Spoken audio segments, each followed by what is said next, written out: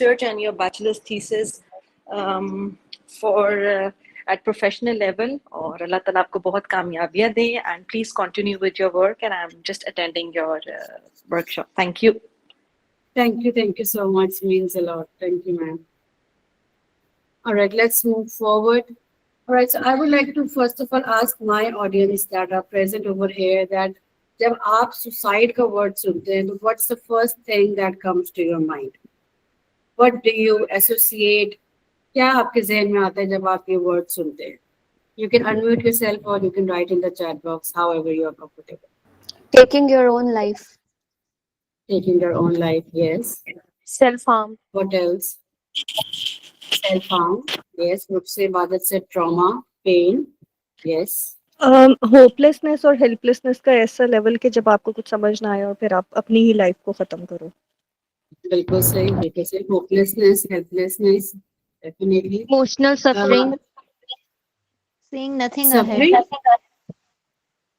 Emotional suffering. Emotional suffering, yes. Sadness, feeling worthless about yourself, yes, exactly. All right, for negligence of loved ones, losing yourself, ending your life, बिल्कुल सही, बिल्कुल सही. All right. The reason why I have asked this question is to make you aware that the purpose behind of this workshop is to educate ourselves. ठीक है? I know ये sensitive topic है, इसलिए हम सिर्फ इसको awareness की हद तक रखेंगे, education की हद तक रखेंगे. And it's important to understand that suicide का basic जो meaning है, that what is it? I'll be telling you about it. क्योंकि हम इसको बड़ा casually use करने लग गए हैं. ठीक है? हम बहुत normal conversation में इसको use करते हैं without knowing the impact or without knowing कि ये कितना एक serious एक ऐसा situation है जिसको हम नजरअंदाज नहीं कर सकते. All right. So when we talk about suicide, it's basically defined as death caused by self-directed injurious behavior with intention of dying as a result of the behavior. Okay, so suicide it's not an accident, it's not a coincidence. Okay, it involves your intention, and this distinction is important because it matters because it separates self-harm act from suicide. ठीक है, लोगों को अभी भी इसकी इतनी awareness नहीं है, उसको बड़ा कैजुअली यूज किया जाता है. जब कोई इंसान इस इंटेंशन के साथ ऐसे फेटल बिहेवियर्स में इन्वॉल्व हो और वो गोल डायरेक्टेड हो, उसको ही हम सिर्फ सुसाइड की कैटेगरी में, सुसाइड की डेफिनेशन में ऐड ऑन करते हैं. आई एम श्योर हम ये बड़ा सुनते हैं कि ये तो बस किस्मत में लिखा हुआ था, अल्लाह ताला ने उसको जल्दी बुला लिया, लेकिन हम उसको एक्नॉलेज नहीं करते कि उसने खुदकुशी की है, मतलब उसका इंटेंशन था कि वो अपनी जान लेना चाहता है. Moving forward to suicide attempt. अच्छा, अब सुसाइड अटेम्प्ट सुसाइड से क्यों डिफरेंशिएट करता है? क्योंकि सुसाइड अटेम्प्ट नॉन फैटल है. ठीक है, ये एक पोटेंशियली इंजीरियस बिहेवियर्स होते हैं with the intention of dying but it might not result in injury. ठीक है, ये एक अटेम्प्ट है, देयर इज अ पॉसिबिलिटी कि इसमें शायद इंजरी ना हो या इसमें आपकी शायद जान ना जाए. इसका ये मतलब है कि इंसान, the person wanted to die but did not, either maybe due to interventions, maybe due to hesitations, या उसको किसी ने उस टाइम पे रोक लिया या किसी ने बचा लिया. फिर ये एक क्रिटिकल रेड फ्लैग होता है और one of the strongest predictors होता है कि वो शायद फ्यूचर में सुसाइड की तरफ जा सकता है. And then we have suicidal ideation. ये तीनों बहुत इंपॉर्टेंट है, इनको डिफरेंशिएट करना, इनकी डेफिनेशन को जानना. सुसाइडल आइडिएशन से क्या मुराद है? It refers to thinking about और कंसिडरिंग और प्लानिंग अबाउट सुसाइड. आइडिएशन से मुराद है हमारे ख्यालात, हमारे थॉट्स जो ऑफन इनविजिबल होते हैं, नजर नहीं आ रहे होते हैं. It's often they are happening quietly in someone's mind long before any action is taken. ठीक है, ये आपके जहन में इस तरह के ख्यालात आ रहे होते हैं. अभी सिर्फ थॉट्स है, अभी सिर्फ आइडिएशंस है, अभी अटेम्प्ट नहीं है, अभी कोई इस तरह का सुसाइड किया नहीं है. ठीक है, अगर आपने कोई ऐसा इंडिविजुअल आपकी लाइफ में, आपके प्रोफेशनल में या मे बी आपके प्रैक्टिसिंग साइकोलॉजिस्ट में, if there is someone who continue saying that I wish I could just disappear, या मे बी वो सही कोई आपसे मजाक में भी कोई अगर बात करते कि ये दुनिया मेरे बगैर ज्यादा अच्छी होगी, तो ये ड्रामेटिक स्टेटमेंट्स ही हैं. ये सिर्फ वो अपने ख्यालात, अपने जज्बात नहीं आपको बता रहा, ये एक्चुअली में वार्निंग साइंस हैं जिनको हमें इग्नोर नहीं करना. Right? So I want to ask you that आप लोगों ने अपनी लाइफ में कितने इस तरह के सेंटेंसेस सुने हैं, या इस तरह के स्टेटमेंट्स किसी ने कही हो और किसी ने आपको कहा हो कि ये कितना अटेंशन सीकिंग है या ये कितना ड्रामेबाज है? Anyone would like to share any incident जो उन्होंने इस तरह का कुछ सुना हो कभी?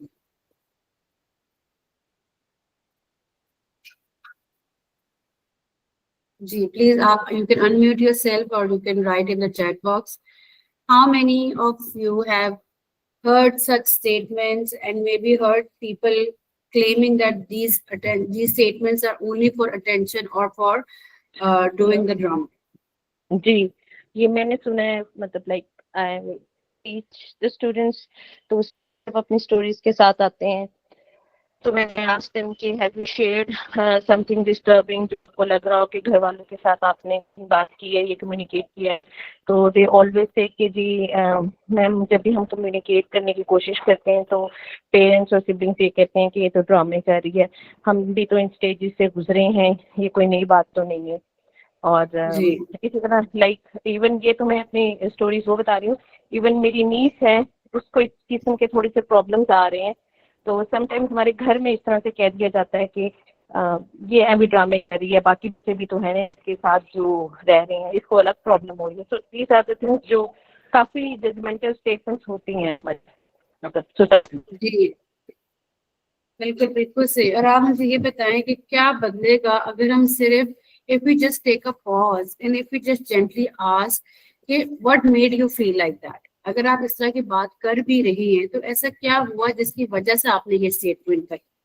हम बिहाइंड द रीजन नहीं देखते, हम उसको लेबल कर लेते हैं, हम उसको कंक्लूजन की तरफ आते हैं कि ये बात जो तुम कर रहे हो इससे तुम्हें क्या अटेंशन मिल रही है, ये तुम इससे क्या तुम्हें हासिल होगा ये बातें करके. We try to shift our focus to what will happen next instead of focusing on कि ऐसा क्या हुआ इनकी लाइफ में जिनकी वजह से इन्होंने ये स्टेटमेंट्स कहे, चाहे वो मजाक में कही या वो लाइटर टोन में कही. Alright, thank you for sharing that. अच्छा, now that we are aware of the definitions, let's move forward to the early warning signs, which basically helps us to detect what are the symptoms and how we can intervene. Just give me a second, please.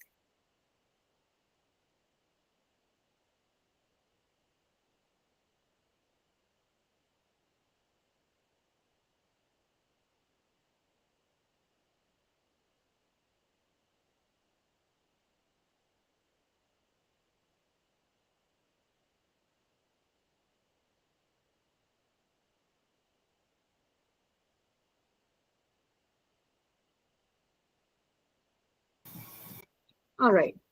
Now we will be talking about warning signs, and these signs could be used as a detector for someone thinking about suicide or someone who is planning to commit suicide.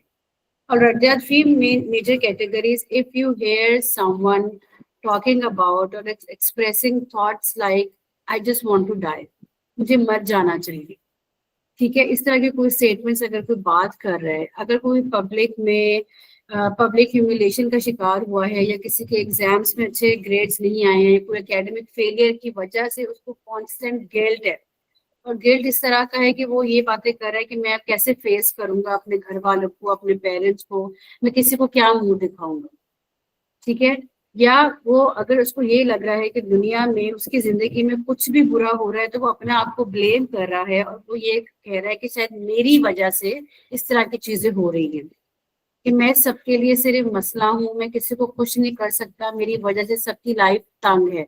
मतलब he feels like he is a burden to other people around. If you hear someone talking about these things, know that these are the early warning signs. And these statements, please understand this, they are not for attention. Instead, they are a cry for help, they are a call for help. All right, moving forward, a person might feel emptiness, ठीक है, उसको नाउमीदी होगी, उसको ऐसा feel होगा that I'm trapped in this place, या मुझे जीने की कोई वजह नहीं मिल रही है.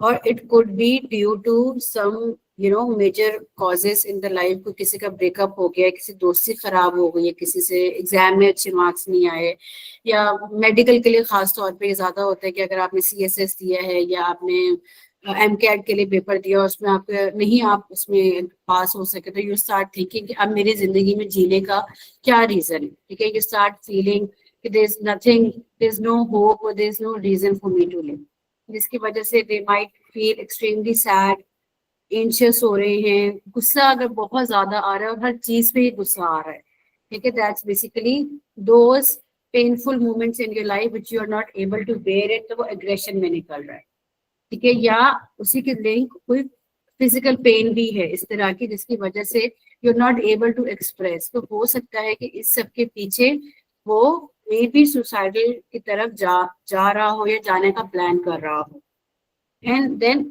उसके बिहेवियर्स को भी आपने नोट करना है. You might notice that they have started talking about ways of what are the ways that I could, just take my life.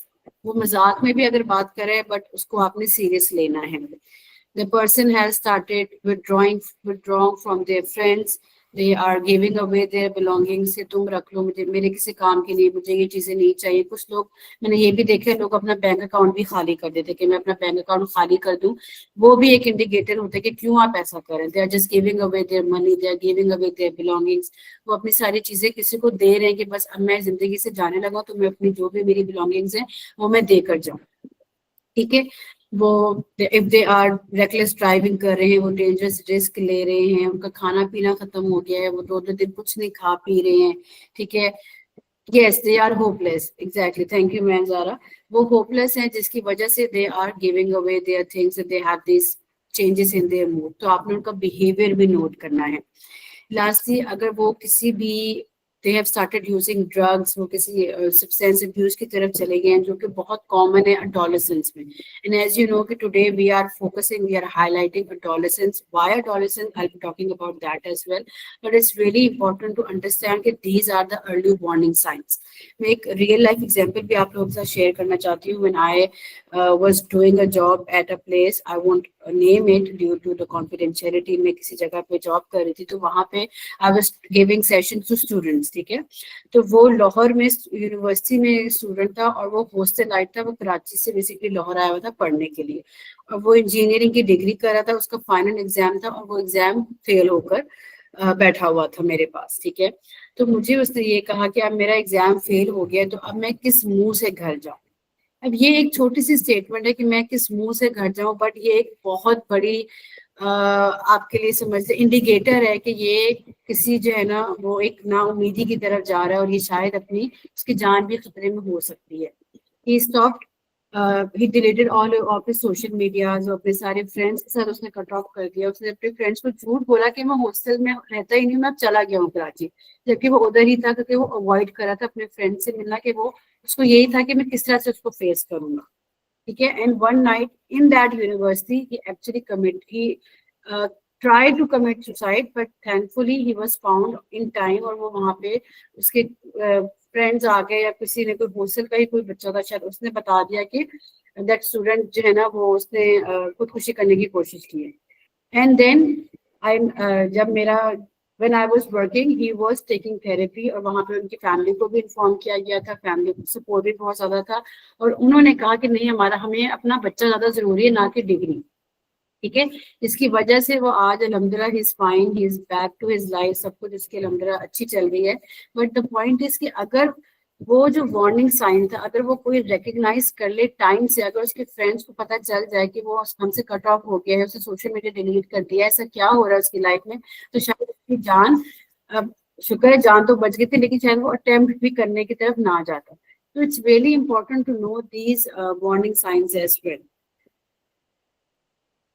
Alright, unfortunately Pakistan में ये कहा जाता है कि if you talk about these suicides, तो यही बात होती है कि ये तो बस वसवसा है, ठीक है, ये बस अटेंशन सीकिंग के लिए है, या ये भी बहुत ज्यादा सुना जाता है कि तुम नमाज पढ़ लो तो सब ठीक हो जाएगा. Yes, I do agree that spirituality is very important, but mental health का इस चीज से बिल्कुल भी लिंक नहीं है कि ये एक वीकनेस है, आपके ईमान की कमजोरी है. ये एक मेडिकल इशू है, ये एक साइकोलॉजिकल इशू है जिसको हमें नजरअंदाज नहीं करना. Alright, Manzara is saying failures are part of life. We need to acknowledge, accept and move on. We need to support each other and communicate and listen to people around and show empathy. Yes, exactly.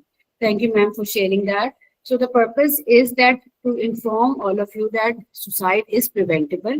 It's time that we talk about it. It's time that we break the stigma. We need to first educate ourselves, and then we're going to educate people around us. And we can save a life just by noticing these signs and just by noticing that you care. सिर्फ अगर आप ये सवाल उनसे पूछते ना कि क्या आप अपने आप को तकलीफ देने के बारे में सोच रहे हैं और उनकी बात को सुने without passing any judgment, then trust me, you can save their life. You don't have to be an expert. You just have to be there and you have to be empathetic towards them. That's all you need to do about it. All right. Anyone who would like to share anything, ask any questions, so you can also do that. कोई बात करना चाहता है, कुछ पूछना चाहता है? नहीं तो I'll move forward. Extra, can I add something, please? Yes, please. I really wanted to share, जैसे आपने एक real life incident share किया, I would like to add here. When I was working as a co-therapist in CMH, I had to deal with a patient with major depressive disorder, and she was a female and she was 16 years old. और physical appearance से उसकी health बहुत ज़्यादा डिटीरिएट हो चुकी थी, in the sense कि वो बहुत ज़्यादा स्किनी हो चुकी थी, बहुत ज़्यादा. Basic issue and concern and presenting complaints were that कि वो स्टूडेंट जो थी उसने MCAT में अपेयर होना था और वो एक दफ़ा जो है वो फेल हो चुकी थी, और जिससे उसकी सेल्फ वर्थ और सेल्फ इस्टीम बहुत ज़्यादा लो हो चुकी थी, और थेरेपी के लिए आना उसके लिए बहुत बड़ा एक मुश्किल मरहला था. His father was a very senior military officer and he did not knew that she's coming for therapy. तो वो अपनी मदर के कंसेंट के साथ CMH के बैक गेट से एंटर होती थी और वो थेरेपी के लिए आती थी. Unfortunately she come up for sessions माशाल्लाह. और ये है कि उसको जो सोसाइटी के इर्द गिर्द के लोग थे वो बहुत नेगेटिव कमेंट्स करते थे, जिसपे उसकी अपनी फैमिली, उसकी बहन भाई शामिल थे, कि जैसे तुम इतनी कमज़ोर हो गई हो पढ़ पढ़ के कि तुम्हारा मुंह चूसनी जैसा हो गया है, ऐसा लगता है कि कपड़े हैंगर पे हैं.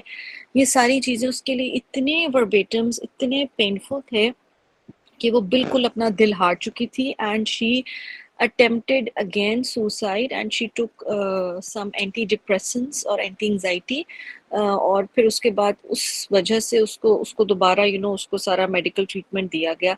फिर उससे थेरेपी सेशंस कंडक्ट कराए गए, उसकी फैमिली को बुलाया गया, फैमिली काउंसलिंग दी गई, उससे नो सुसाइड कॉन्ट्रैक्ट साइन करवाए गए, उस पर काफ़ी काम किया गया. Unfortunately after sessions and sessions she was fine. She reattempted MCAT but unfortunately medical उसके लिए नहीं था. उसको ये रियलाइज़ कराया गया कि और भी बहुत सी ऑप्शंस है उसकी लाइफ में, सिर्फ डॉक्टर बनना एक लड़की के लिए आज की सोसाइटी में सिर्फ ज़रूरी नहीं है. अब फिर उसने she joined some university, she came back for the sessions again after years. She informed the therapist there कि she pursued degree in some, she started up with like उसने bachelor start कर दिया था किसी subject में. She really flourished well, और medical के students बहुत मेहनती होते हैं, उसके GPAs बहुत अच्छे आ रहे थे. She had started her life again, लेकिन वो जो 4-5 साल का टेन्योर था वो उसके लिए बहुत बहुत मुश्किल था. तो मेरा ख्याल है हमें अपनी फैमिली को भी एजुकेट करना चाहिए, एज पेरेंट्स भी सपोर्ट करना चाहिए. सिबलिंग्स एक दूसरे के साथ कंपैरिजन मत करें. एक बच्चा अगर कहीं फ्लरिश कर रहा है तो उसको बिल्कुल करने दें, और अगर वो नहीं कर पा रहा, देयर आर मल्टीपल ऑप्शंस. तो I think we need to grow up intellectually, emotionally, we need to support each other. अगर आप म्यूजिक में अच्छे हैं तो go in that. मैं always encourage my students even in Canada कि अगर आप उर्दू में अच्छे हैं तो उसमें फ्लरिश करें, अगर आप बेकिंग कुकिंग में अच्छे हैं अपनी स्ट्रेंथ्स पे फोकस करें, और फोकस करें कि आप क्या कर सकते हैं और उसी में फ्लरिश करें, और Allah make ways for you if you do it with determination and commitment. Thank you. I won't take much of your time. Please continue. Thank you so much, means a lot.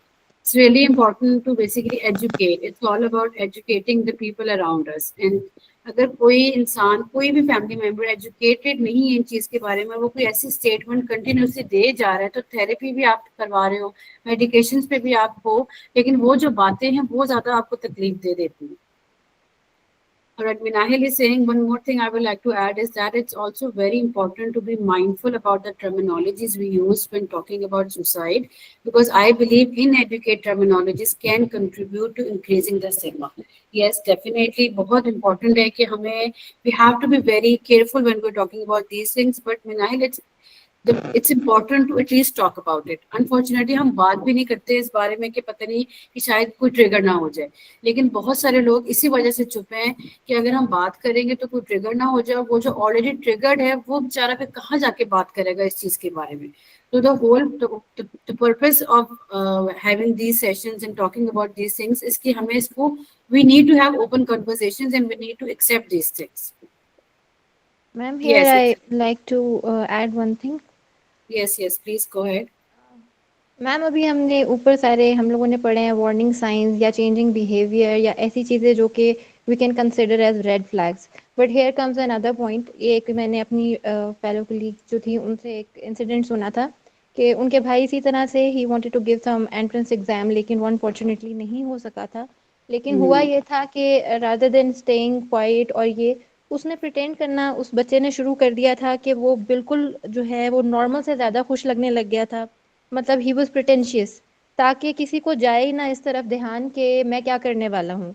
तो जो parents थे दे वर comfortable कि नहीं नहीं इसने कोई इतना दिल पे नहीं लिया, ही इज ऑल फाइन और ये कोप अप कर जाएगा. लेकिन वो अंदर प्लानिंग कर रहा था और ही वाज प्रिटेंशियस कि मैं अंदर ही अंदर जो है इस तरह से प्लान करता जाऊंगा और बाहर यही फील होगा कि मुझे इससे कोई खास फर्क नहीं पड़ा. और जो उसकी बहन थी सिर्फ वो उसको मतलब शी वाज थिंकिंग कि ये मतलब इट्स नॉट नॉर्मल और ये कुछ कर रहा है या इस तरह से. और फाइनली इसी तरह हुआ था कि एवरीबडी वाज फाइन, लेकिन एक दिन वो उठा है तो उसने स्लीपिंग पिल्स खाई हुई थी, लेकिन फॉर्चुनेटली उसको बचा लिया गया था. He was fine, he was saved. लेकिन पॉइंट यहाँ पर ये है कि उसकी बहन एक वाहिद बंदा थी जिसने इस चीज़ को देखा था कि इसका ये चेंज बिहेवियर जो है ना ये भी नॉर्मल नहीं है. अगर ये ज़रूरत से ज़्यादा खुश रह रहा है या फिर इसको कोई ख़ास फील ही नहीं हुआ है कि इसका इतना बड़ा एग्ज़ाम नहीं हुआ, तो ये कुछ और कर रहा है. लाइक थोड़ी फनकारी कर रहा है कि किसी को कुछ पता ना चले. And in his mind he was planning कि मैंने किस तरह से क्या करना है.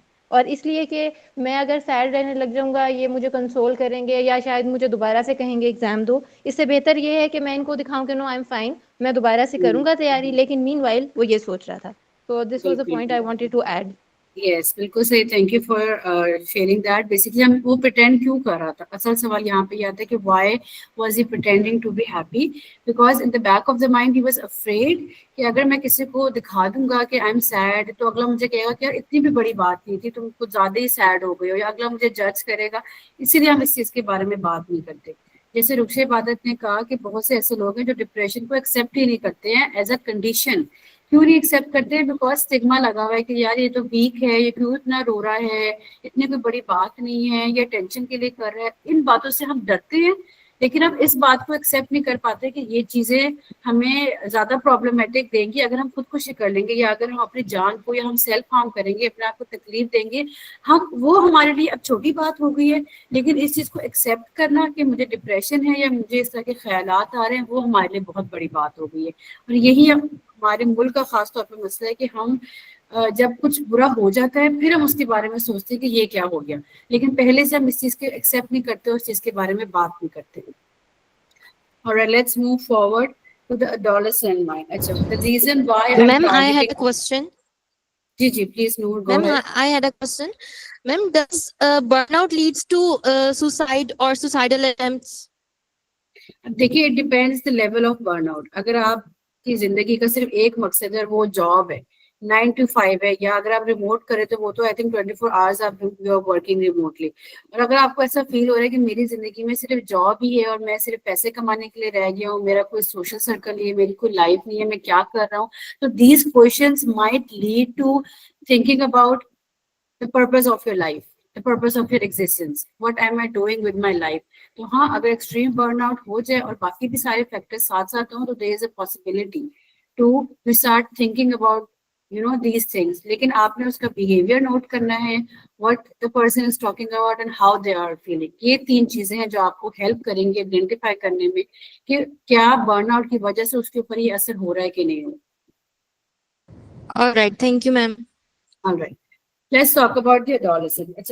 For me personally, adolescence is my personal favorite age gap because I believe कि they are basically वो एक वैसे भी इंसान एक यूनिवर्स है, और जब वो adolescence की एज में आते हैं तो उनकी जो यूनिवर्स होती है वो like you know explore वो कर रहे होते हैं. There's a lot of changes happening in their life. बहुत वो अपना आप को आइडेंटिफाई कर रहे होते हैं, दुनिया में बहुत कुछ देख रहे होते हैं, सीख रहे होते हैं. तो ये जो एज है ना, ये बहुत क्रिटिकल एज है और ये वल्नरेबल है सबसे ज्यादा to suicidal thoughts and emotional distress, क्योंकि रैपिड चेंज आ रहा होता है physically, emotionally, mentally. Everything is just happening in their life. और हम क्या करते हैं, जो टैबू है, जो स्टिग्मा है इस एज का, कि हम कहते हैं कि यार ये तो बहुत नखरेबाज हो गया है, ठीक है, यार ये बहुत ड्रामे करने लगा है, हाँ अब ये बड़ा हो रहा है तो इसके तो नखरे ही नहीं खत्म होते, या इसके तो बात करने का स्टाइल ही बदल गया है.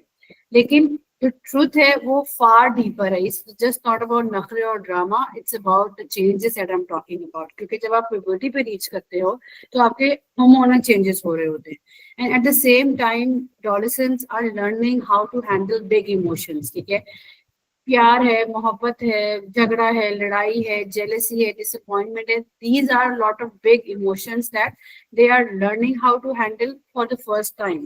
Yes, like Nizara said, it's a period of storm and stress with fluid attitude. ठीक है, fluid attitude से क्या मुराद है कि उनके attitude में तब्दीली आने के बहुत ज्यादा चांस होते हैं. कभी कभार they are extreme happy, sometimes they are extreme sad, sometimes they are aggressive, but we need to understand the mind of adolescents to detect these changes. और ये आई बिलीव पेरेंट्स के लिए एक बहुत बड़ी लर्निंग अपॉर्चुनिटी कि जिनके बच्चे इस एज में हैं उनका किस तरह से आपने ध्यान रखना है या उनका कैसे चेक एंड बैलेंस रखना है.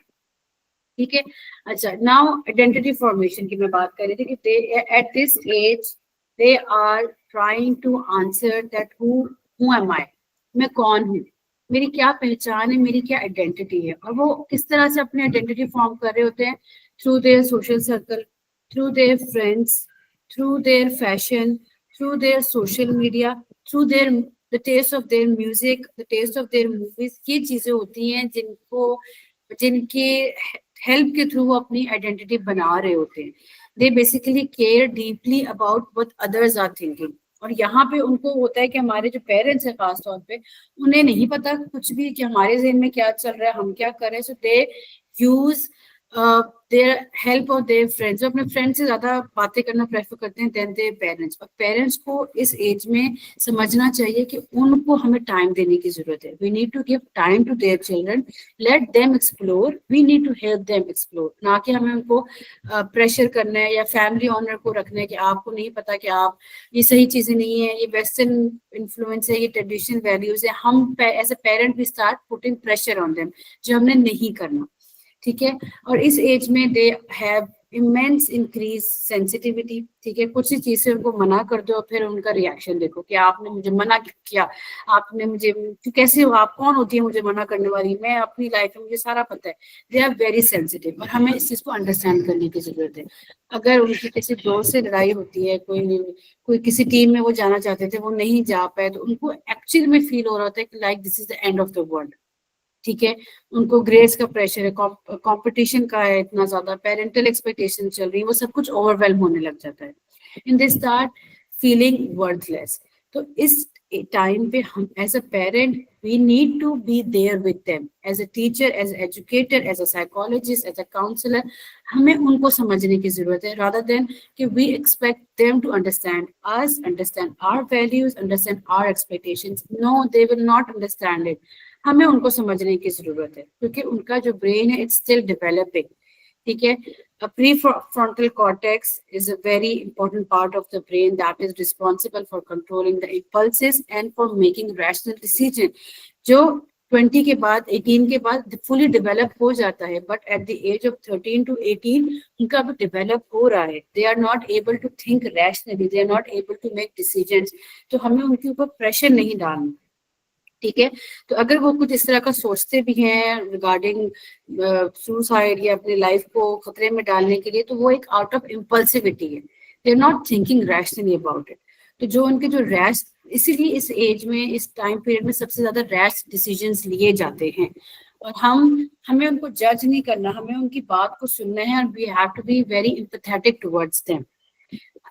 एडोलेसेंस का माइंड को समझने के लिए we have to be compassion, ठीक है, हमें जजमेंटल नहीं होना।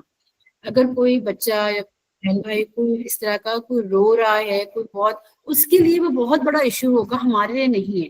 तो हमें ये नहीं कहना कि तुम तो बहुत इमोशनल हो, तुम तो बहुत ज्यादा ड्रामेटिक हो, तुम क्यों इतने नाजुक हो गए हो, तुम्हें क्या हो गया है। Instead we have to ask them कि क्या वो स्ट्रगल तो नहीं कर रहे हैं, कुछ उनको इशू तो नहीं चल रहा है। So instead of dismissing their pain, let's give them the safe space, ताकि वो बात करें हमसे।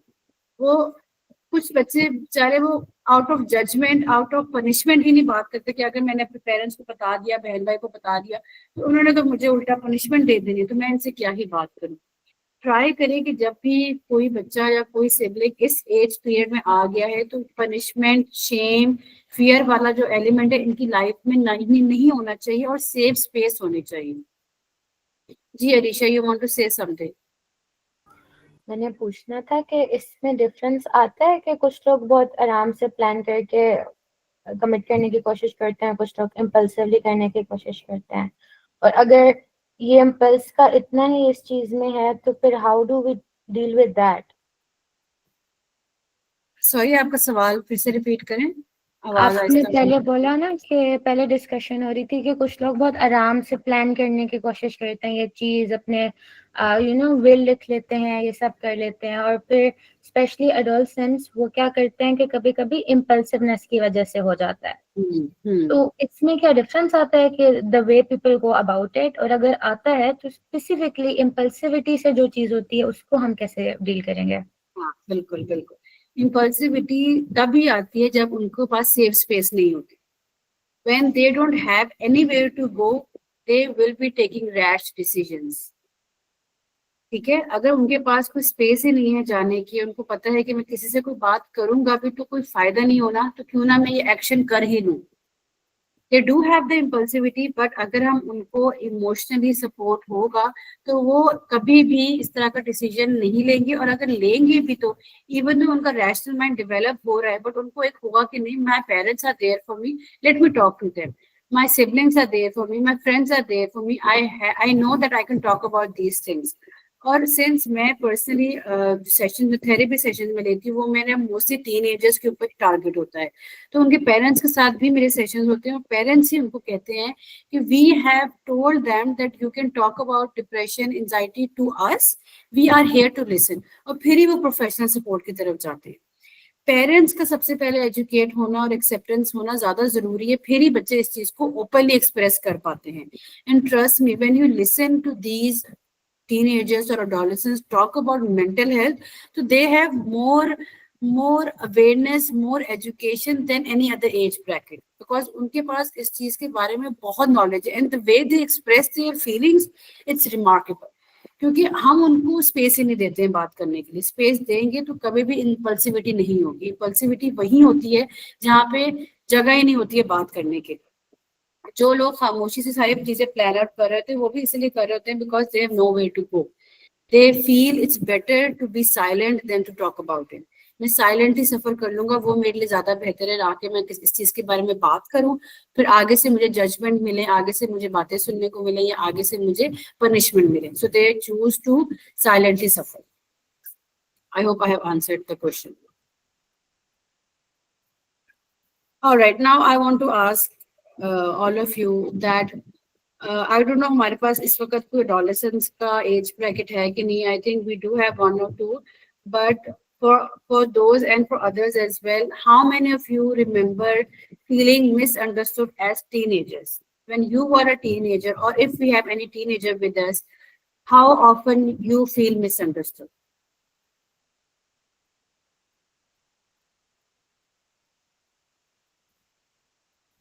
Anyone would like to recall and share that as a teenager, क्या आपको याद है कभी you were misunderstood?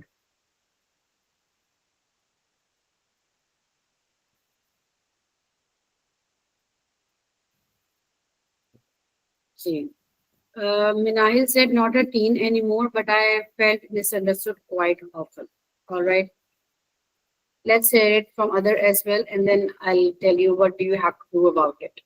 ठीक है, अगर कोई टीन है हमारे साथ तो प्लीज वो भी शेयर करें. I think we do have one, so it's up to them if they want to talk about it. अगर आई बाकी है शेयर तो लाइक हम भी अपने जब बचपन में, जैसे बचपन ही सब कहूंगी मैं, कि जब हम भी इस टीन एज में होते थे तो हम यही समझते होते थे कि लाइक मुझे ये लगता है कि हम ये समझते होते थे कि there is no one in the family who is kind of understanding, और हम जब भी बात करेंगे तो आगे से डांट पड़ेगी या हमें जज किया जाएगा ना.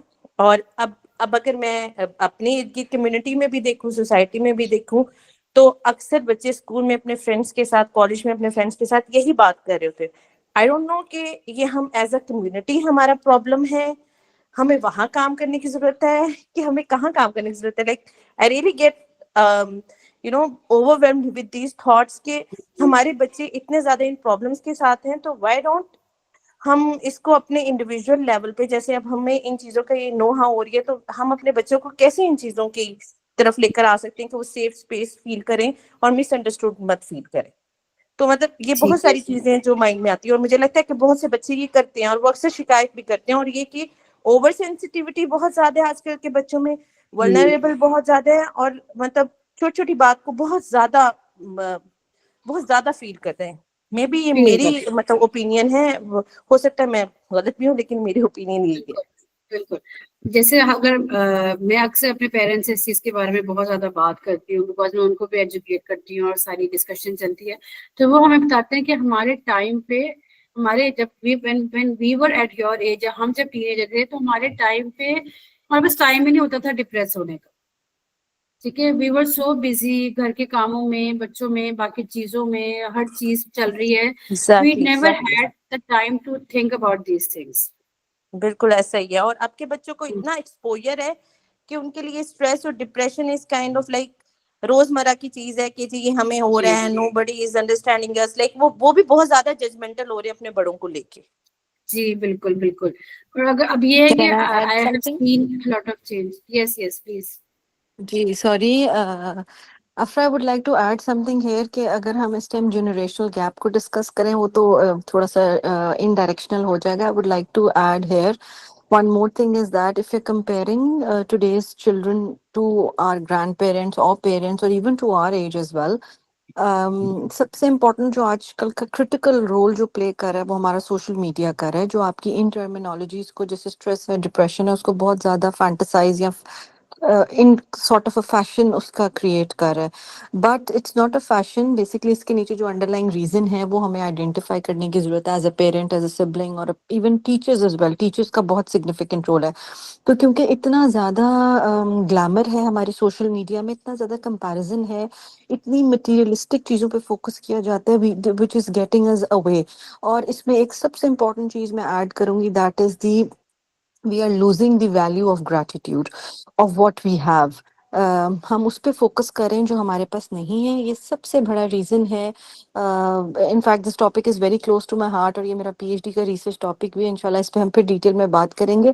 But just I need to touch it, क्योंकि हम ग्रैटिट्यूड से बहुत ज़्यादा दूर हो रहे हैं, शुक्रगुजारी से बहुत दूर हो रहे हैं. तो हमारे पास जो है हम उसमें कंटेंट शो नहीं करें, और जो नहीं है वो उस पर फोकस ज़्यादा हो रहा है. तो आई थिंक बिल्कुल इसकी तरफ थोड़ा सा स्पिरिचुअलिटी और ग्रैटिट्यूड की तरफ हमारी इंक्लिनेशन अगर हमारी जनरेशन आजकल की हो, तो I think we are blessed in every ways. हम बेसिकली अपनी स्ट्रेंथ्स पे फोकस नहीं करते, हम अपनी पॉजिटिव साइड्स पे फोकस नहीं करते, हम अपनी वीकनेसेस को, और हमारी सोसाइटी में रियलाइज करवाती है कि तुम्हारी वीकनेस तुम्हारी स्ट्रेंथ से ज़्यादा प्रोमिनेंट है. तो थोड़ा सा माइंडसेट को ट्रेन करना चाहिए, आई बिलीव. और सबसे इम्पोर्टेंट चीज़ है कि do not lose the value of gratitude. और ग्रैटिट्यूड कितना इंपॉर्टेंट है आपकी लाइफ में, इंशाल्लाह ताला विल कनेक्ट अगेन, और हम इस पे भी एक वर्कशॉप कंडक्ट करेंगे इंशाल्लाह. Thank you. Thank you so much for sharing that. Basically हम शुक्रगुजार नहीं होते जो चीजें हमारे पास है, और जो चीजें हमारे पास नहीं होती है सारी जिंदगी हम उसी के पीछे भागते रहते हैं. ये बेसिकली बहुत ज्यादा फर्क है. जी Burhan, you wanted to say something.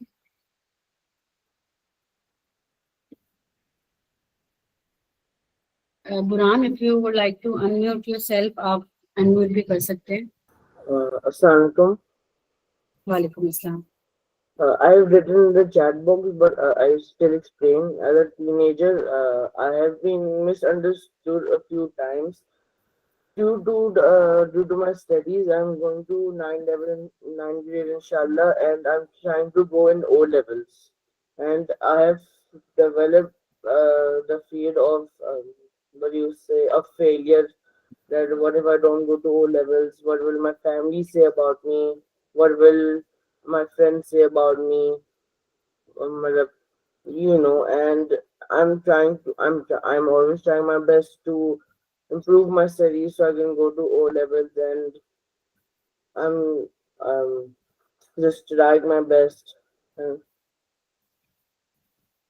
All right, thank you so much for sharing that, Buran. अच्छा, fear of failure भी I think ये भी बहुत ज्यादा वक्त के साथ साथ बढ़ता जा रहा है.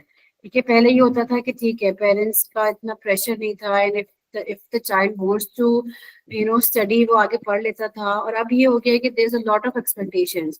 और दुनिया क्या कहे कि like we are so much afraid of being judged by the people around us जो शायद हमें जानते भी नहीं है, जिसकी वजह से we start blaming ourselves कि शायद हमारा ही कसूर है, या we are the reason जिसकी वजह से सबकी जिंदगी में मसले आ रहे हैं. The reason why I have basically asked this question is because I wanted to ask all of you that अगर आप कभी as पहले जमाने में, अपने जमाने में जब आप as a teenager if you felt misunderstood, अगर वही फीलिंग्स मल्टीप्लाई हो जाएं बाय आइसोलेशन, बुलिंग और फैमिली कॉन्फ्लिक्ट, ठीक है, तो किस आपकी life, I want you to think about that time, उस टाइम पे अगर ये सारी चीजें भी साथ साथ हों, तो how might that shape one's perception of life. और जो आजकल के adolescents, I think they are trapped into these feelings. ठीक है, तो हमें समझने की जरूरत है कि what is going on in their life. We need to understand them rather than expecting them to understand us. Anyone would like to share, कुछ और इस चीज पे ऐड करना है कि मैम अगर आई आप would like to imagine add करें. One thing. जी जी प्लीज. मैम अभी अर्लियर मिस ज़ारा थी, आई थिंक उन्होंने बहुत अच्छी बात की थी कि सोशल मीडिया जो आजकल है ना, it's playing a vital role, negative sense में भी पॉजिटिवली. बट नेगेटिव सेंस में एक ये चीज़ बहुत ज़्यादा है कि आज की जो जनरेशन है उनको लेबल कर देते हैं जेन जी से, और उसके बाद जो मीडिया है वो उस चीज़ को इतना इंडोर्स करता है कि हमारी 90s के बच्चे जो थे हम लोग, वो अलग थे, आज के बच्चे बिल्कुल अलग हैं, ये जेन जी है, ये इनका जो है इनका रैश बिहेवियर है, ये जो है ये जनरेशन ही और है, इनको डील ही और तरीके से करना है, एक्सट्रीमली फ्रेंडली होना है. मतलब आई डू बिलीव कि एक फ्रेंडली स्पेस होनी चाहिए, but social media somewhere is playing and making a space in a way कि जहाँ पर उनके अंदर समवेयर थ्रू मीडिया ये चीज़ इंस्टिल की जा रही है कि you are different and you have the space कि आप लोग, क्योंकि आप देखें कि मैं अगर अपने टाइम पे देखूं कि हम 90s के बच्चे, इतने ज़्यादा रैश नहीं था, माँ बाप की स्ट्रिक्टनेस भी थी और फ्रेंडली स्पेस भी थी, एवरीथिंग वाज देयर. लेकिन आजकल के जो स्पेशली टीन्स हैं वो इतने ज़्यादा उनके अंदर टेंट्रम्स हैं, और उसमें सबसे जो वाइटल रोल प्ले कर रहा है वो समवेयर सोशल मीडिया कर रहा है, क्योंकि वो उनको बता रहा है कि your actions and reactions are justified क्योंकि आप जेन जी हैं.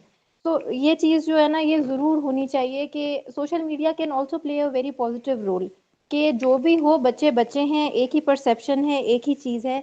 90s के बच्चे भी समवेयर वैसे ही थे, ठीक है, कुछ चीज़ें चेंज भी हमारे इर्द गिर्द हुई हैं, लेकिन अगर ये चीज़ सोशल मीडिया के ज़रिए इंस्टिल होती चली जाएगी तो बच्चे अपनी उस चीज़ को जस्टिफाई करेंगे, रादर देन कि वो अब कहते हैं कि हम जनरेशन ही और हैं, we are not suppose to talk to our parents, हम लोग बस अपने फ्रेंड से बात कर रहे हैं जो हमारी जेन जी हैं. तो ये चीज़ जो है आई वुड लाइक टू से कि ये रेक्टिफाई भी होनी चाहिए. I would like to add one Can more I thing. add one more thing? Yes. Sorry. It's See, okay. sorry, Mona. Tehreem, I 100% agree with you. As a 90s now adult, I totally agree कि जो social media हमें ingrained कर रहा है ना generation का differences, कि ये जी जेन जी है और ये बच्चे इस तरह के हैं, ये बहुत एक नेगेटिव रोल है. I totally agree with you. Every house environment is different, although there is a shift in change of perceptions, living style, standard exposure. I totally agree and understand. लेकिन सोशल मीडिया का यहाँ पे adverse role है. उसमें मैं एक छोटी सी एक एग्जांपल अपने घर से हम स्टार्ट करते हैं. Let's my I have 2 children and one is my daughter is 7.5 years and my son is 6 years old.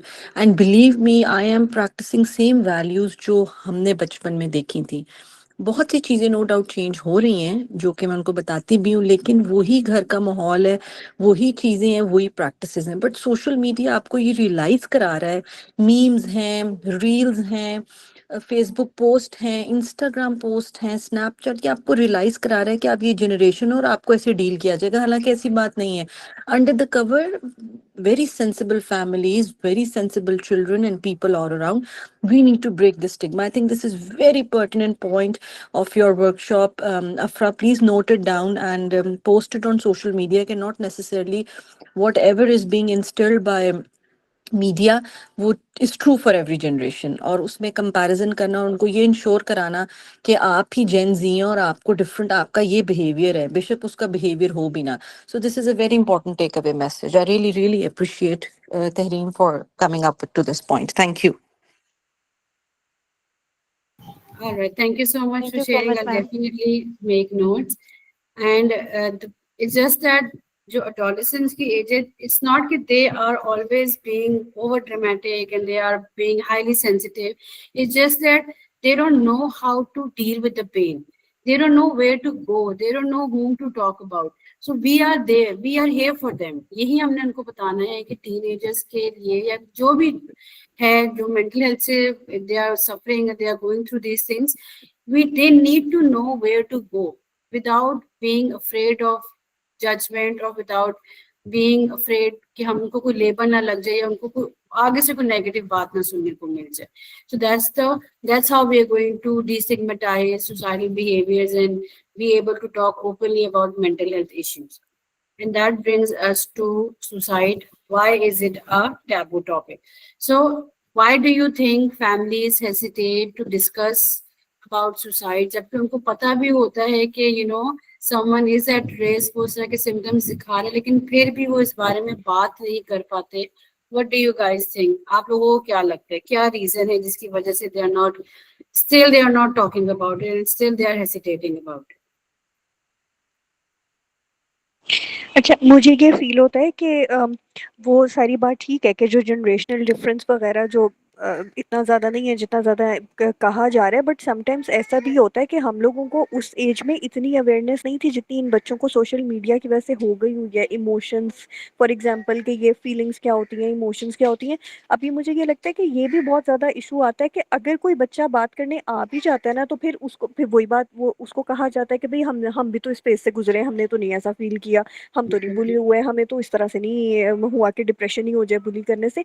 सो ये प्रॉब्लम भी है कि जो हमारे जो बड़े भी हैं ना, अगर बच्चे आते भी हैं बात करने के लिए तो वो सुनते नहीं है, वो डिसमिस करते हैं उनकी फीलिंग्स को कि भाई ऐसा तो कुछ भी नहीं होता, हमने भी ये सारी चीजें फेस की हैं। बिल्कुल, और इसी चीज को हमें खत्म करने की जरूरत है. जी रुख से इबादत मौसी से मुझे ये लगता है कि हम अभी तक मेंटल हेल्थ से रिलेटेड स्टिग्मा को ही नहीं, उस टैबू को ही नहीं दूर कर सके. तो ये सुसाइड तो बिग वर्ड ना, जब ये हमारे सामने आता है तो कोई बात कर रहा है तो हम इस चीज को लेके थोड़ा सा शेमफुल हो जाते हैं. लाइक अगर मैं अभी अपना भी याद करूँ ना, like teenage we have been through a lot. लेकिन मुझे लगता है कि अगर मैं अपनी सेल्फ की बात करूँ, I have been through a lot. आप भूल जाते हो ना, लाइक आप वक्त के साथ आगे चले जाते हो. लेकिन जब मेरी नीसेस या जब कोई ऐसे स्टूडेंट मुझसे बात करते हैं ना, तो लिटरली जब मैं उसको रिलेट करती हूँ ना विद माई टीनेज, तो समहाउ ये कनेक्टेड ही है. मतलब उनके टाइम पे एक्सपोजर ज़्यादा है, ये चीज़ें ज़्यादा है, लेकिन वही सेम फीलिंग्स होती हैं कि बुली हो रहे हैं, थोड़ी सी बात करें तो मिसअंडरस्टूड किया जा रहा है, और अगर हम ये बात करें तो हमें जजमेंट पास करेंगे. सो ये चीज़ ये कि कम्युनिकेशन पैटर्न्स हमारे कैसे हैं in the family and with our relations, कि हम किस तरह से इस चीज़ को कम्युनिकेट करें कि हम अपने टीन एजर्स की और एडोलेसेंस जो बच्चे हैं उनकी हम हेल्प आउट कर सकें. प्लस आई डू फील कि तब हमारे टाइम पे ये कॉन्सेप्ट था भी नहीं कि आपने किसी से कुछ शेयर करना है, उस चीज़ पे ही उसको वो भी टैबू समझा जाता था. अब के बच्चे जो हैं वो एटलीस्ट अगर कुछ फील कर रहे होते हैं तो वो बताते हैं. हम लोगों को इतनी लिबर्टी या वो दी भी नहीं जाती थी कि हम बताएं कि हम क्या फील कर रहे हैं. वो जो है कि वो ब्रश अंडर द कारपेट, आपको यही कहा जाता था कि अगर आप कुछ कर भी लो तो यही कहा जाता था कि सीखो इससे कोप करना. ऑब्वियसली सीखना होता है, बट बच्चों को नहीं पता. हम ये एज एडल्ट्स हमारी रिस्पॉन्सिबिलिटी है कि हम उनको सिखाएं कि अच्छा ठीक है, इस एज पे आपके लिए यही चैलेंज है, इसको कोप कैसे करना है। जी बिल्कुल। जी Ruksha, you want to say something? Yes ma'am, काफी सारी चीजें हैं जिससे मैं एग्री करती हूँ, लेकिन एक चीज जो मैंने अपनी like, I am a mother, I am a daughter, I have been through many phases of my life, but जो मैंने एक चीज नोट की है ना, वो ये कि पहले के लोग ना थोड़ा सा ये होता था कि मेरे घर में तो ये था कि एक्सेप्टेंस थी, एक एडेप्टेशन जो थी ना, कि you need to grow, you need to learn, things don't go in the same way. ये वाली चीज ना सोसाइटी में खत्म हो गई है, और यही वजह है कि जब आप लर्न नहीं करते हो, आप ग्रो नहीं करते हो, आप मूव ऑन नहीं करते हो, आप एजुकेट नहीं करते हो अपने आप को, then they fall back to a word like taboo, taboo, stigma, trauma, इस तरह की चीजों पे। क्योंकि मैं खुद एक स्पेशली बच्चों की मदर हूँ, तो मैं जहाँ स्ट्रगल करती हूँ ना, वो एरिया है कि जहाँ पे बहुत से एजुकेटेड लोग होते हैं, but they stuck. There is a threshold in their education that they don't give it like acceptance to grow for themselves, not for the others, but for themselves. क्योंकि अगर हम बैठे हुए यहाँ पे, या आप एजुकेट कर रही हैं, आप अवेयरनेस दे रही हैं, आप एक्सेप्टेंस दे रही हैं, तो आई थिंक बहुत से ऐसे लोग होंगे जिसने ये एक चीज देख के उसको इग्नोर कर दिया होगा कि पता नहीं ये लोग क्या जो है ना कर रहे हैं। अगर मैं इस एक सेशन की भी बात कर रही हूँ ना, तो I am damn sure the people on the internet, किसी ने तो ऐसा सोचा होगा, वो जो एक पॉइंट है ना कि हम ग्रो नहीं करना चाहते, दैट आई थिंक मेरी नजर में ये है कि जो मैंने फेस किया है, कि वो इंसान को ना एक्सेप्टेंस की तरफ मूव ऑन होने ही नहीं देता। You need, every person needs to grow. जब वो ग्रो करेगा, वो लर्न करेगा, वो अपने आप को एजुकेट करेगा, तभी हम इन चीजों को बहुत अच्छे से केटर कर सकते हैं। Because I think it's more about mindset. Whoever wants to learn and whoever wants to grow, क्योंकि इस तरह के अवेयरनेस सेशंस हो रहे हैं और होते भी रहेंगे इंशाल्लाह। बट वही बात है, जिसने सीखना ही नहीं है, जो ग्रो ही नहीं करना चाहता, वो नो मैटर व्हाट नहीं करेगा। जी Noor, you want to say something? Yes, I wanted to. Actually, मैं ये on my individual basis मैं ये कहना चाहती हूँ कि like जब हम टीनेज थे तो हम लोगों ने obviously बहुत सारी चीजें फेस की, और obviously बहुत सारी ऐसी चीजें थी जो हमें अनएक्सेप्टेबल लगती थी, बट उस टाइम पे चीजें कुछ और थी। लाइक अब हम बात कर रहे थे जैसे कि अब जो एडोलेसेंस है या जो टीन एज है वो बहुत ज्यादा चेंज हो गई है, सोशल मीडिया का इसमें बहुत ज्यादा रोल प्ले है। तो मैं ये बात करती हूँ कि तब हमारे प्रॉब्लम सॉल्विंग का तरीका कुछ और था, बट अब की जो जनरेशन है या अब के जो इंडिविजुअल्स हैं उनका प्रॉब्लम सॉल्विंग का तरीका कुछ और है। हम लोगों ने उसको सॉल्व किया, और अब वो बच्चे जब हमारे पास इस तरह की प्रॉब्लम्स लेकर आते हैं तो हमें वो इन आवर माइंड लगता है कि यस, हम तो यार हमने इस एज में ये चीज सॉल्व कर ली थी। तो हर बच्चे का, हर बंदे का प्रॉब्लम सॉल्विंग का तरीका सेम नहीं होता, और हर इंडिविजुअल का डिफरेंट होता है। अगर आजकल के बच्चे अपनी प्रॉब्लम्स हमारे पास लेकर आते हैं तो आई थिंक दैट्स गुड कि at least they are opening up to us. ठीक है, हम लोग जो थे हेजिटेंट किड्स थे, छोटे होते हम लोग इतना ओपन अप नहीं करते होते थे, हम लोग थोड़ा चुप चुप रहते होते थे, बट आजकल के किड्स थोड़ा स्ट्रेट फॉरवर्ड है, वो ओपन अप करते हैं। बट यस, सुसाइड जो है एक ऐसा टॉपिक है जो अभी भी टैबू है, बिकॉज हम अपने अभी भी कल्चर में ये चीजें बहुत सुनते हैं कि उसकी बच्ची ने सुसाइड कर लिया या इसके बच्चे ने सुसाइड कर लिया, फैमिली क्या कहेगी, ये लोग क्या कहेंगे, उसको बहुत ज्यादा नेगेटिवली हाईलाइट किया जाता है। हम लोग उसके बैकग्राउंड को अंडरस्टैंड नहीं करते, उसकी पेन को अंडरस्टैंड नहीं करते। तो आई थिंक इसलिए आई थिंक ये अभी तक एक टैबू है। बिल्कुल सही। Ms. Zara is also saying that today people are replaced with mobile phones and AI. Every house has more phones in house rather than people. ठीक है, और ये कितनी बड़ी बात है कि घर में अब लोग कम है और मोबाइल फोन्स और ये इलेक्ट्रॉनिक गैजेट्स ज्यादा हैं। और अब तो ये हो गया कि अगर आप फोन में किसी का सुसाइड के बारे में देखते हुए तो you just pass it on, because you don't want to learn. वही बात है, आप ग्रो ही नहीं करना चाहते। You prefer to watch reels जिसका कोई पर्पस नहीं है, जिसका कोई वो नहीं है, और या जिसमें कोई नेगेटिविटी आ रही है, वो देखना ज्यादा प्रेफर करते हैं rather than watching things which can help you to grow and which can help to make the community more open about it, to talk more about it. और यहाँ पे किसी और ने भी ये बात की थी Minahil ने कहा, a lot of individuals tend to believe that if we ask someone struggling about suicide, it will instill the idea into their head. या अगर आप किसी से सवाल भी पूछेंगे तो शायद वो ट्रिगर ना हो जाए, या वो हमारे सवाल की वजह से इस चीज के बारे में सोचने ना लग जाए, जिसकी वजह से हम इसके बारे में बात ही नहीं करते. बिल्कुल सही है. रिसर्च ये भी हुई है कि open conversations can help reduce risk of suicide in people. Today's generation are more open to information irrespective of meaningful or not. बिल्कुल सही. All right, we have already discussed the things which I wanted to discuss. I'll just summarize it. That cultural silence है mental health के regarding. आज भी mental health को एक कमजोरी, एक वीकनेस, ईमान कमजोर है, इस तरह का ही देखा जाता है. आज भी people are not able to talk about these things because they are scared of what will people say. लोग क्या कहेंगे. And unfortunately ये जो हमें we prefer to suffer in silence. लेकिन ये जो खामोशी है ये घर की हद तक नहीं है, ये फैलती है. ये जो खामोशी है ये फैलती है स्कूल्स में, ऑफिसेस में, मस्जिदों में, हर जगह. It's spreading around. So the silence is actually, it's more loud, has become more loud than words. तो आप ये देख लें कि अब वक्त आ गया कि अब हमने खामोश नहीं रहना. अब we need to talk about it. बात क्यों नहीं करते हैं? We are still afraid of dishonour. ठीक है, सोशल शेम बन गया है. वी आर स्टिल बीइंग जज टुडे कि तुम नमाज ही नहीं पढ़ते हो, इससे तुम्हारा ये हाल हो गया. हर वक्त फोन पे लगे रहते हो, इससे तुम्हारा ये हाल हो गया.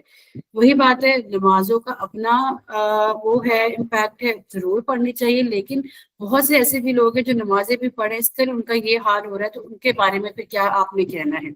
सो we need to talk about psychological support. बात करें, थेरेपिस्ट के पास जाएं, प्रोफेशनल्स के पास जाएं. पेट में दर्द होता है, सर में दर्द होता है, बहुत आसानी से चले जाते हैं डॉक्टर के पास, वहां पे कोई जज नहीं करता. लेकिन मेंटल हेल्थ की जहां बात आती है उन्हें सारे जज करने के लिए बैठ जाते हैं. ठीक है, आज भी मेंटल हेल्थ सर्विसेज उस तरह की नहीं. अभी भी आई एक्चुअली वांट, मेरा ये गोल है, मैंने इस पे काम कोई नहीं किया, बट मेरा ये गोल है कि हर स्कूल में, हर ऑफिस में, छोटा हो बड़ा हो, वहाँ पे काउंसलिंग सेंटर बनाना चाहिए, ताकि उनके पास, स्टूडेंट्स के पास ओपन स्पेस हो. और जहाँ जहाँ पे हैं, जिस यूनिवर्सिटी में स्टूडेंट काउंसलर्स हैं, वहाँ पे स्टूडेंट्स जा रहे हैं, वहाँ पे बात कर रहे हैं, वहाँ पे पॉजिटिव इम्पैक्ट आ रहा है. तो इट्स रियली इम्पोर्टेंट कि अब जो है ये चीजें उसमें ऐड ऑन कर दी जाएं. जी, रुक से you want to say something? Ma'am, मुझे एक चीज और भी शेयर करनी है. अगर हम किसी मेंटल हेल्थ के हवाले से अपने बच्चों का ट्रीटमेंट करवाने भी जाते हैं, like once my son was get bullied in a very hard way. When he came at home he used a word that I am useless, and that word was really a big alarm for me. मैंने सबसे पहले तो school वालों, उस दिन Friday था तो weekend आ गया था, तो उस दिन तो कुछ भी नहीं था. मैंने सबसे पहले अपने बच्चे का एक साइकोलॉजिस्ट और एक साइकेट्रिस्ट के साथ ना अपॉइंटमेंट फिक्स किया. तो मुझे थोड़ा सा टाइम लगा, बिकॉज साइकेट्रिस्ट का अपॉइंटमेंट इतनी जल्दी मिलता नहीं है यहाँ पे. जब मैं स्कूल गई, मैंने उनको उधेड़ के रखा, स्कूल वालों को. मैंने कहा आपके प्रेमिसेस में मेरे बच्चे को बुली किया कैसे. सर काफी लंबी चौड़ी मीटिंग हुई, जो भी हुआ, मैंने जो भी बात की. इन दी and I just say I need to take my son to a psychiatrist. तो teacher was like no no no, what are you doing, आपका बच्चा कोई पागल थोड़ी है. मैंने कहा काइंडली एजुकेट योरसेल्फ. मैंने कहा मेरा बच्चा बुली हुआ है, he needs treatment for that. उसकी पर्सनैलिटी डिस्टर्ब हुई है, उसको इलाज की जरूरत है. आप काइंडली जो है ना, मेरा बच्चा पागल नहीं है, मुझे बहुत अच्छे तरीके से पता है, लेकिन मैं इस सोसाइटी में एक अपने से बेहतर इंसान छोड़ के जाना चाहती हूँ, जिसकी एटलीस्ट जात से किसी को तकलीफ ना पहुंचे. और अगर वही सही नहीं होगा तो फिर मेरी जिंदगी का मकसद क्या है, जब मैं अपने बाद अपनी दुनिया में एक अपने से बेहतर इंसान छोड़ के जा ही नहीं सकती हूँ. तो आई मीन ये एक स्टिग्मा. अगर आप एक साइकोलॉजिस्ट के पास जा रहे हैं या आप एक साइकेट्रिस्ट के पास जा रहे हैं, तो आपके ऊपर ये होता है कि आप पागल हैं क्या, या आपका बच्चा पागल है क्या. अगर कोई बंदा जा भी रहा, या अगर हम जाएंगे और छुप छुप के लोग जाते हैं. मैंने ऐसे भी अपनी एक फ्रेंड को देखा है, वो she get a divorce and वो बहुत मेंटली डिस्टर्ब हो गई थी. जब मैंने उसको प्रेफर किया, मैंने कहा गो टू अ साइकोलॉजिस्ट और साइकेट्रिस्ट, तो शी वेंट. लेकिन वो बता के नहीं जाती थी, वो छुप के जाती थी. वो मेरे साथ जाती थी, कहती नहीं मैं अपने फ्रेंड के साथ लंच पे जा रही हूँ, बट एक्चुअली वो साइकेट्रिस्ट के पास जा रही होती थी. हम लोग के अंदर ये देखे हम एक्सेप्ट ही नहीं करते कि अगर हमारे साथ कोई प्रॉब्लम है तो उस चीज को हमने एड्रेस करना, हमने सफर नहीं करना. बिल्कुल सही, बिल्कुल सही. बहुत अच्छा आपने ये स्टेप लिया, और यही हमें करने की जरूरत है. अगर कोई हमें ऐसा कह रहा है कि आपको क्या जरूरत है मेंटल हेल्थ के पास जाने की, या उनको आप लेबल कर रहे हो, तो उन्हीं को वहीं से स्टार्ट करें. ठीक है, one conversation can save a life. आपने उनको ये एजुकेशन दिया, शायद we don't know, we can only hope for the best कि मे बी आपका ये जवाब देने से उनको कुछ तालीम हासिल हो गई हो या उनके माइंडसेट में कुछ चेंजेस आ गया हो। तो पर्पस ये है, सीखने को क्या मिल रहा है कि the more we talk about these things, the more we can help to prevent it. Talking about suicide does not create the problem.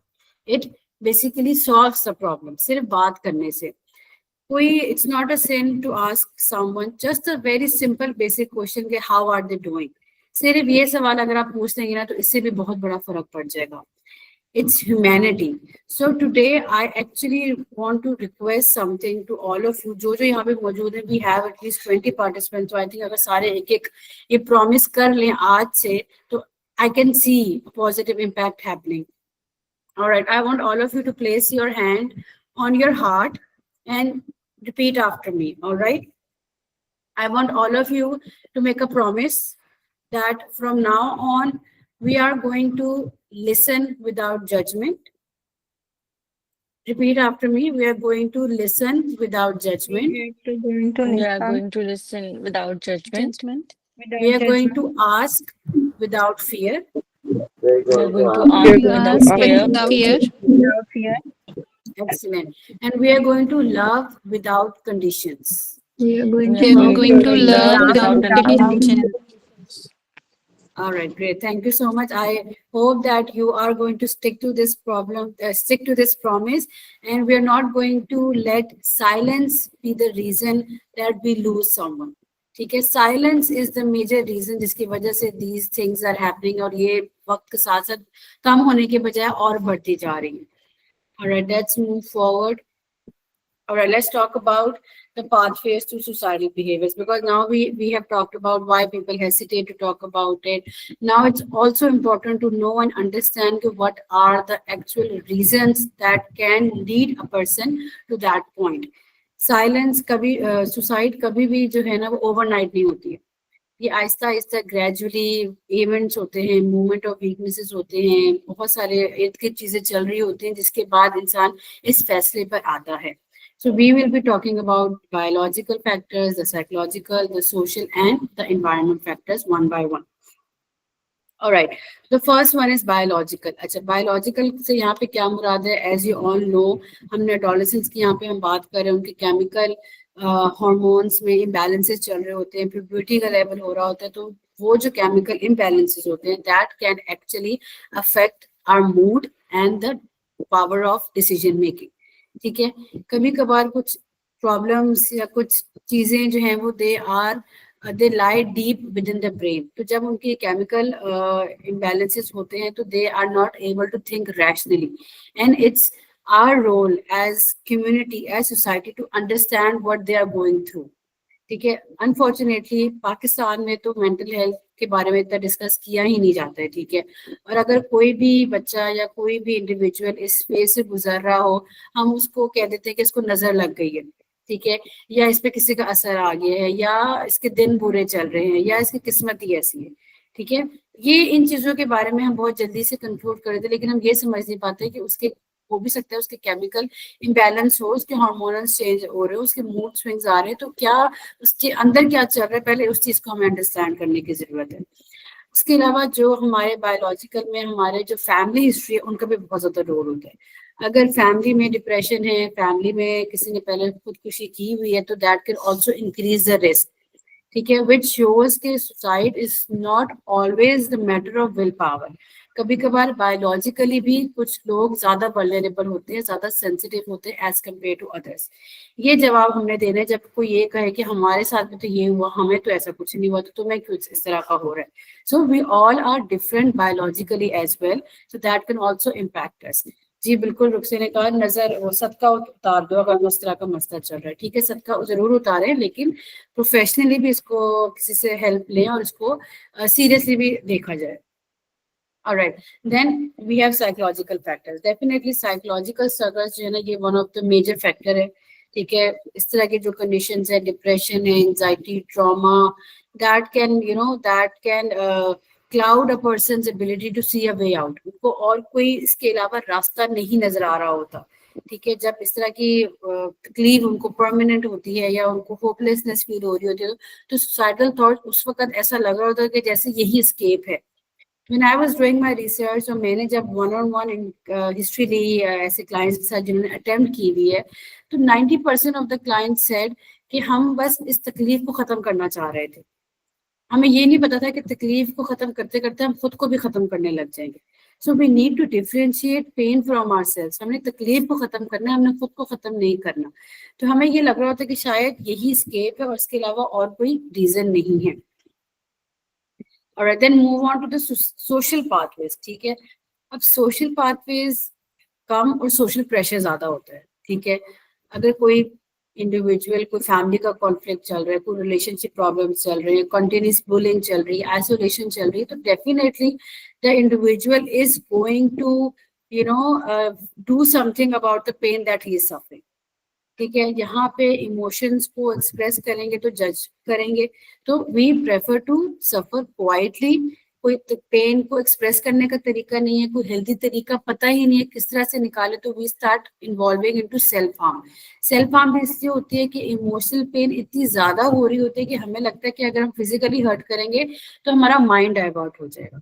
तो आप ये देखिए कि डाइवर्ट करने के जो तरीके हैं वो और ज्यादा खतरनाक हम चूज कर रहे हैं, क्योंकि हमें वो इजी लग रहा होता है, इजी वे आउट लग रहा होता है।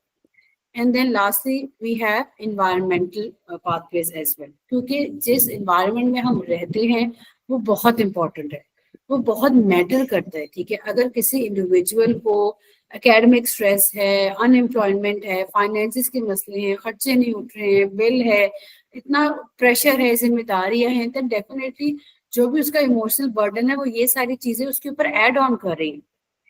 यहाँ पे जिधर आप रह रहे हैं वहां पे एक्सपेक्टेशन बहुत ज्यादा है और सपोर्ट सिस्टम वीक है। ठीक है, इस तरह के अगर प्रेशर है तो ये that can lead to thoughts regarding suicide. ठीक है, सुसाइडल आइडिएशंस आ जाते हैं, suicidal behaviours, attempts and suicide की तरफ आप जा सकते हैं।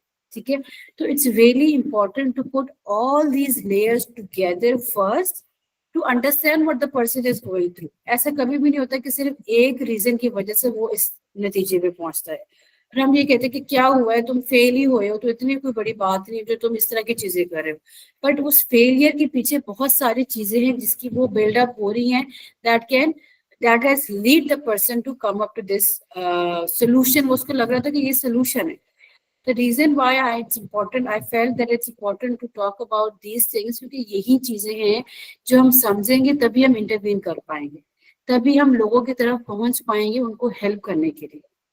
Now, according to you, what do you think? Which of these pathways is the most dominant in our culture? आप लोगों के हिसाब से क्या आपको लगता है कि कौन सा pathway सबसे ज्यादा dominant है?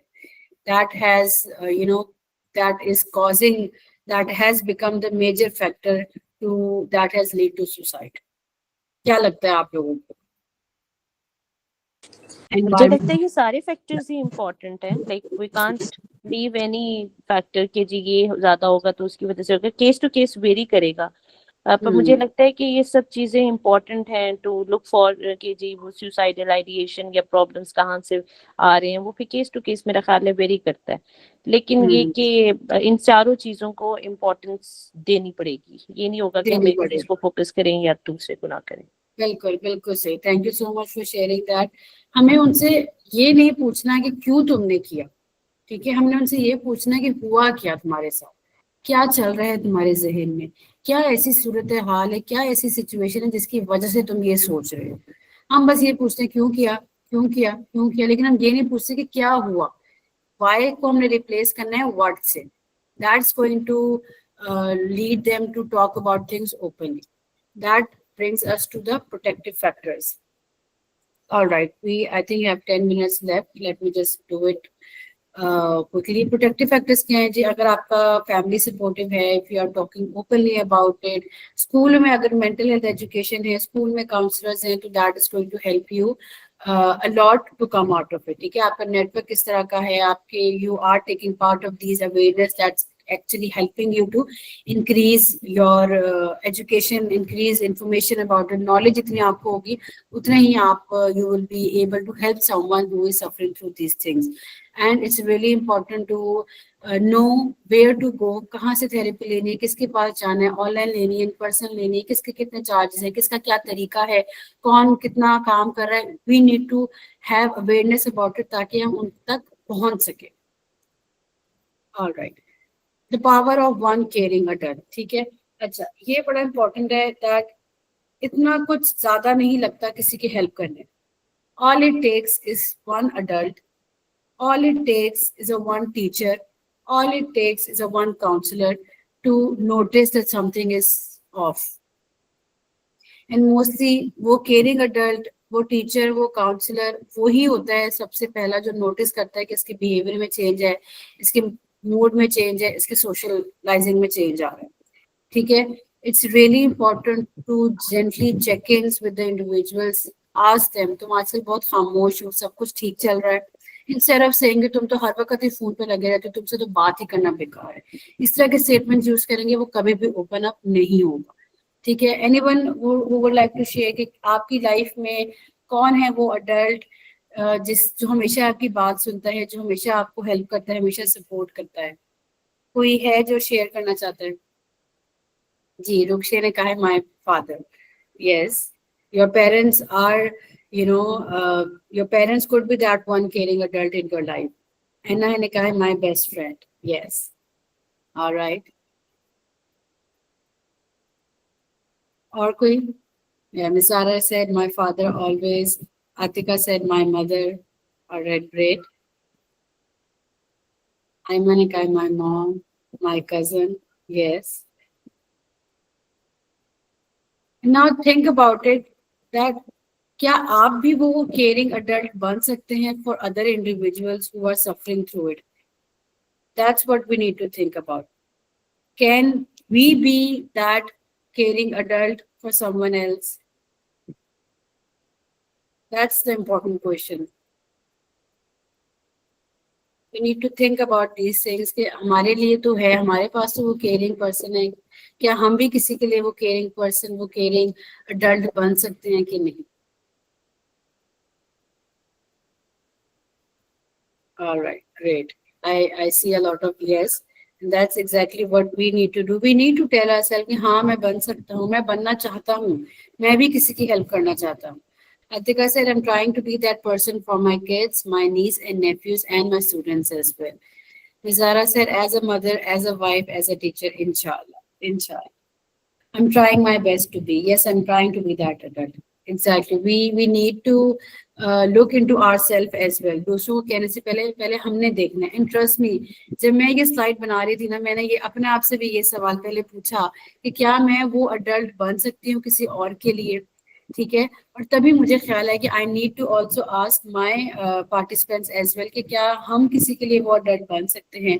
अगर नहीं हैं तो बनना चाहते हैं, कैसे बनना है उसके बारे में स्टडी करें. But be there because your presence matter a lot. हमें नहीं पता होता लेकिन हमारी प्रेजेंस बहुत मैटर करती है टू अदर इंडिविजुअल्स. उनको ज़्यादा बेहतर पता होता है, but as a individual we need to be there for them. Alright, now how we can support someone with suicidal thoughts? इसके बारे में we have definitely talk already about it. We need to have open conversation. We need to encourage other people to express themselves. Don't judge them. Don't blame them. ठीक है, listen with empathy. Remove any items that they may use to harm themselves. ठीक है, इसका ध्यान रखें. अगर कोई इस तरह का इंडिविजुअल है जो इस तरह की बातें कर रहे हैं, make sure that they do not have the access. उनके दराजों में देखिए कोई मेडिसिन ना हो, कोई ब्लेड ना हो, कोई इस तरह की चीज ना हो जिससे वो खुद को हर्ट कर सके. All right, to help someone you suspect is having suicidal thoughts, you can definitely ask them direct questions as, are you thinking about suicide? पूछे, इसके बारे में बात करें. We need to stop thinking कि पूछेंगे तो वो सोचने ना लग जाए. नहीं, ऐसा बिल्कुल भी नहीं है. अगर आप उनसे पूछेंगे तो शायद वो एक सेफ स्पेस उनको मिल जाएगी कि वो अपने फीलिंग्स को इस चीज के बारे में एक्सप्रेस कर सके. All right, what not to do if someone is suicidal? ठीक है, it's a really important thing that if you find out that someone is having these thoughts, make sure कि आप उन्हें इस तरह की बातें ना करें कि तुम्हें तो शुक्र अदा करना चाहिए, तुम्हारे पास सब कुछ है, ये सब तुम्हारा वहम है, इस तरह की बातें करके तो you are basically making them feel guilty. ठीक है, उनको अंडरस्टैंडिंग की जरूरत है, उनको लेक्चर की जरूरत नहीं है, उनको एडवाइस की जरूरत नहीं है। उनसे बहस ना करें, उनसे आर्ग्यू ना करें, ठीक है, उनको ये मत कहेंगे just stop over thinking about it, ठीक है, कुछ भी नहीं है। उनको ये बोले कि तुम्हारी तकलीफ मैं समझ सकता हूँ and I am there for you, ठीक है। उनको अटेंशन सीकिंग का लेबल मत दे, उनको ये मत कहें कि तुम तो you are acting like a crazy person और you are overreacting and you are being dramatic, इस तरह की बातें उनसे नहीं करें। उनको फॉल्स रीअश्योरेंस मत दें, उनको ये मत कहें।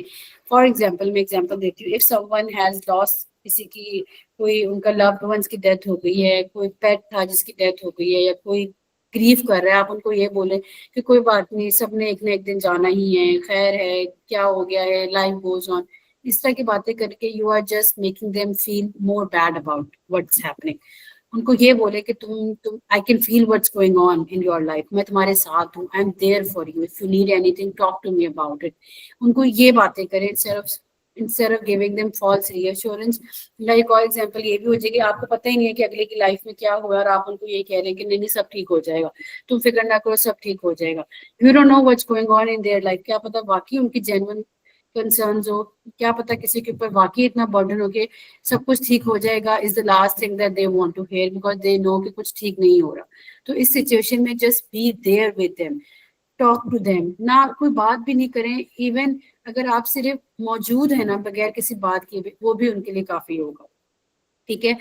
अगर किसी की लाइफ खतरे में है, आपकी सिर्फ ये जिम्मेदारी है कि आप उनके लिए एक सेफ स्पेस प्रोवाइड करें और उनको गाइड करें कि किस तरह से वो प्रोफेशनल हेल्प ले सकते हैं।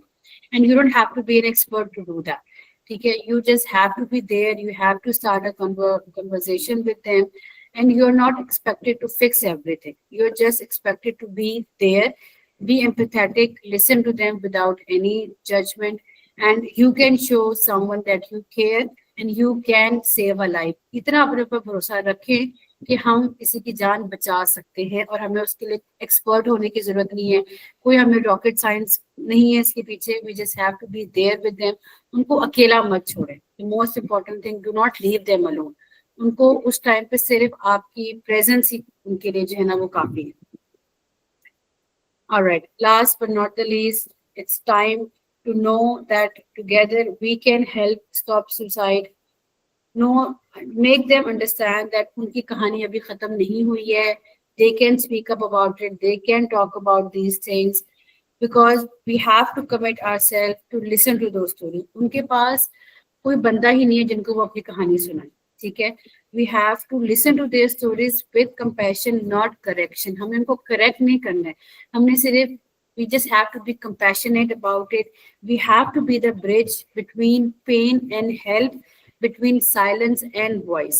On that note, I would like to thank each one of you for being here today, for listening, for caring, for showing up, because you matter, and हर एक की जिंदगी जो है वो उसकी वैल्यू है और हर एक इंसान यहाँ पे मैटर करता है।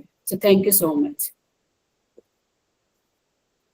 Anyone who would like to share something, the floor is open, we still have 2 to 3 minutes left। Thank you so much for giving us this opportunity to attend such a, you know, mind refreshing session, क्योंकि ये चीजें हमें पता तो होती हैं लेकिन you know reminder देना अपने आप को बहुत जरूरी होता है। So I will take it as a reminder. कोशिश कर रही हूँ और आगे भी इंशाल्लाह जारी रखूंगी कि मैं किसी तरह किसी को हेल्प कर सकूं, और कोई मेरे पास बगैर ये सोचे आए कि जी मुझे जज किया जाएगा, इंशाल्लाह। जी, thank you so much for your kind words, means a lot। All right, any questions? Ma'am, just wanted to say thank you so much for a wonderful session and it was actually very refreshing। वही बात है, एक दफ़ा दोबारा से खुद को भी रिमाइंड कर लिया जाता है, and talking to everybody, listening to everybody, आपकी नॉलेज भी बढ़ती है and you actually get refresh। और एक जिसे कहते हैं ना कि एक आपका लाइफ पर्पस भी रिफ्रेश हो जाता है। yes, we have to be there for somebody, just to listen and be a bridge between pain and healing। Thank you so much, ma'am। Thank you so much। All right. I think on that note, we are going to end it. Please feel free to give the feedback on the WhatsApp group. I'll share ये आपकी जो भी है attendance आपकी हो गई है. I think there are only 2 individuals who did not attend. मैंने वो WhatsApp पे उनको बता तो दिया है. आप लोगों के certificates इंशाल्लाह मिल जाएंगे. And on that note, Allah Hafiz, take care of yourself and just know that you matter and you can definitely save a life. Thank you, everyone. And thank you, Ms. Zara, for your support, for your kind love. It means a lot to me. Thank you. Allah Hafiz. Always my pleasure, Afra. Well done. Thank you to all participants for joining in and supporting this cause. Take care. Thank you, Allah Hafiz. Allah Hafiz. Allah Hafiz.